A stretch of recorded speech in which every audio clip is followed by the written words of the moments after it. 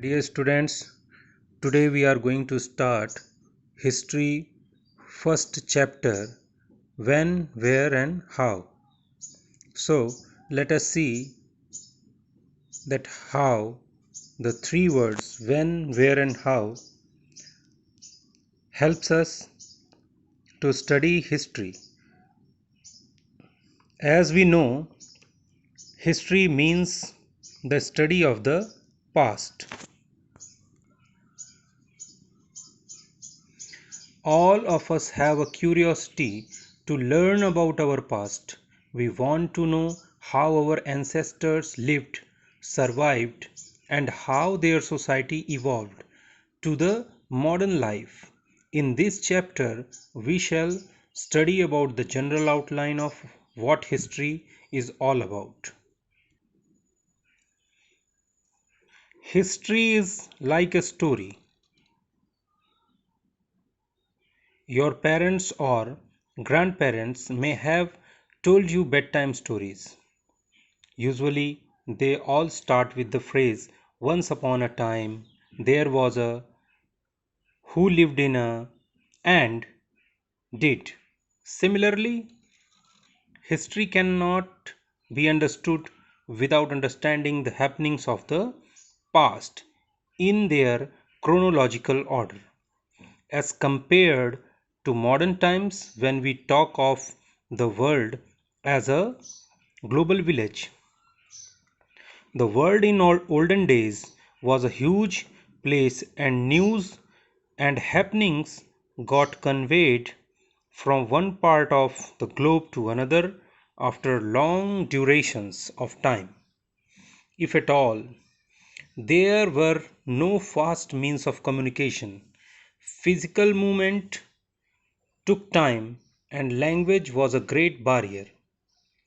That is why the growth and development did not occur uniformly across the world.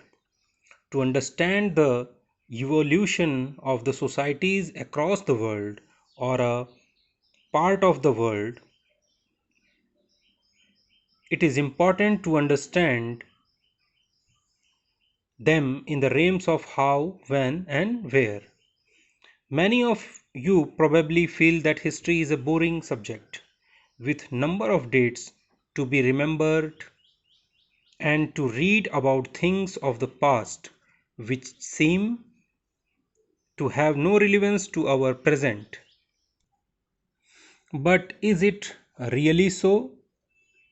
We always remember our birthdays. To understand the importance of dates, ask your parents about the date you spoke your first word or the date you walked for the first time. It would be a rarity if they remember it.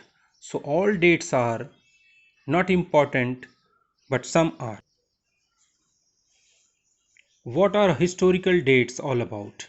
Events that happened centuries ago need to be understood in the sequence or chronology, and that much is the relevance of dates.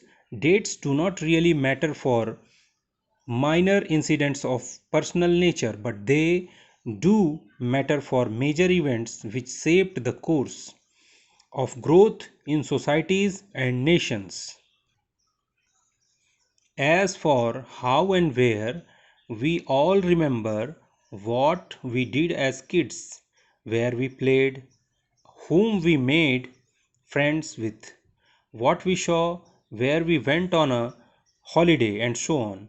It is natural and important to understand how human life has evolved to where it stands today, and this will help us realize how precious it is to preserve it and develop it further.